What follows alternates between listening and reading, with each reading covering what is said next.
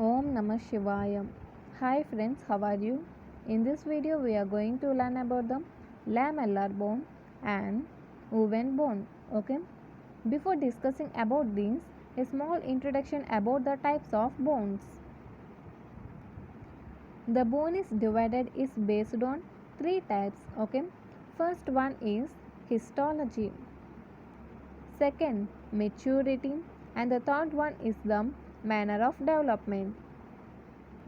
Based on histology, the bone is divided into two types, compact bone and spongy bone. Second, based on maturity, the bone is divided into two types, mature bone, immature bone. And the mature bone we call as the lamellar bone, and the immature bone we call as the woven bone. Okay. Next, based on manner of development, the bone again divides into two types, cartilage bone, membrane bone. Okay. In this video we are going to talk about the based on maturity, that is lamellar bone and woven bone. First, lamellar bone. When we examine the structure of any bone of an adult, we find that it is made up of layers or lamellae. This kind of bone is called lamellar bone. Each lamellus is a thin plate of bone consisting of collagen fibers and mineral salts that are deposited in a gelatinous ground substance. Even the smallest piece of bone is made up of several lamellae placed over one another. Between adjoining lamellae, we see small flattened spaces or lacunae. Each lacunae contains one osteocyte. Spreading out from each lacunae, that are fine canals or canaliculi that communicate with those from the other lacunae. The canaliculi are occupied by delicate cytoplasmic processes of osteocytes. See once again, guys. Even the smallest piece of bone is made up of several lamellae placed over one another. Between adjoining lamellae, we see small flattened spaces or lacunae. Each lacunae contains one osteocyte. You have to remember this. Each lacunae contains one osteocyte. Spreading out from each lacunae, there are fine canals or canaliculi that communicate with those from the other lacunae. The canaliculi are occupied by delicate cytoplasmic processes of osteocytes. See here, the lamellar appearance of bone depends mainly on the arrangement of collagen fibers. You have to remember this. The lamellar appearance of the lamellae of bone depends mainly on what? That is arrangement of collagen fibers. The fibers of one lamellus run parallel to each other, but those of adjoining lamellae run at varying angles to each other. The ground substance of a lamellus is continuous with that of adjoining lamellae. See once again. The fibers of one lamellus run parallel to each other, but those of adjoining lamellae run at varying angles to each other. The ground substance of lamellus is continuous with that of adjoining lamellae. This is about the lamellar bone. See this figure. See this, guys. This is the thin plate of structure and we call this as lamellus. Okay. See here.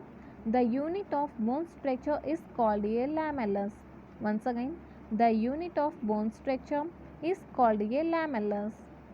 Next, see this, guys, we call this as the trabeculus. Bone acquiring thickness by stacking of lamellae over one another. These are the lamellae. The stacking of the lamellae over one another acquires the thickness of the bone. This one we call this as trabeculus. Next, see this figure. Between the adjoining lamellae, there are spaces called lacunae.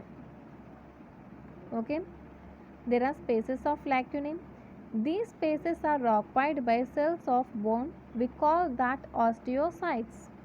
Once again, Between adjoining lamellae, there are spaces called lacunae. These spaces are occupied by cells of bone. We call that osteocytes. You have to remember these sites, blasts are something. Okay, guys, these spaces are occupied by osteocytes. See here, they given. These are the lamellae. Okay, these are the lamellae, and the spaces are lacunae are occupied by osteocytes. See this, guys. These are the osteocytes.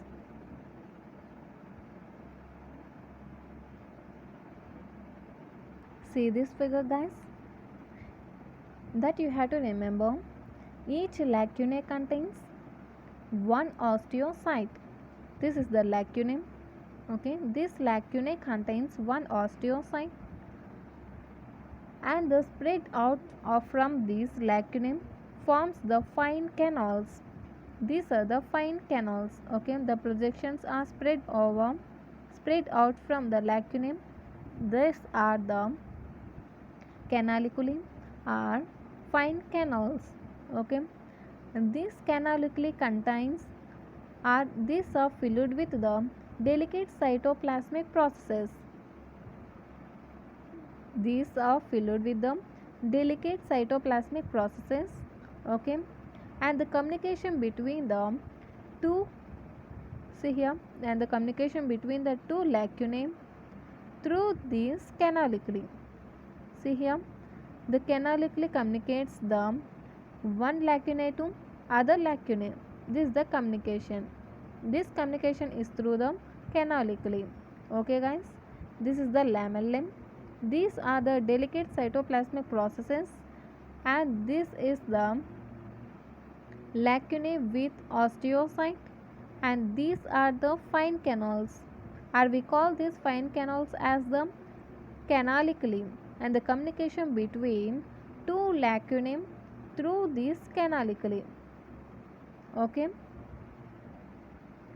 this is about the lamellar bone. Next, coming to the oven bone. See here, oven bone. In contrast to mature bone, newly formed bone does not have a lamellar structure. This newly formed or immature bone does not have any lamellar structure. The collagen fibers are present in bundles that appear to run randomly in different directions, interlacing with each other. Because of the interlacing of fiber bundles, this kind of bone is called oven bone.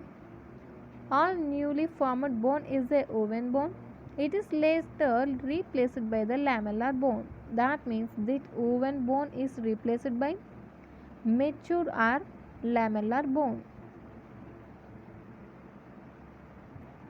A clinical correlation is given here. See this. What is Patek's disease of bone or osteosis deformans? Abnormal persistence of oven bone is a feature of Patek's disease. It was first described by Sir James Patek in 1877. The Patek's disease of bone is an osteolytic or osteosclerotic disease. Osteosclerotic bone disease of uncertain etiology involving one monostotic or more bones. We call that polyostotic. This condition affects predominantly males over the age of 50 years. The bones are weak and there may be deformities. Okay, this is about the Patek's disease, and we completed the what is lamellar bone, what is oven bone, and what is the Patek's disease. Okay, guys. In next video we are going to learn about the very important and interesting topic in histology, and that is cancellous bone. This one. Okay, cancellous bone. We also call this cancellous bone as the spongy bone. Okay, thanks for watching. If you like my explanation, please like, share, and don't forget to subscribe, and don't miss the notifications. Thanks for watching.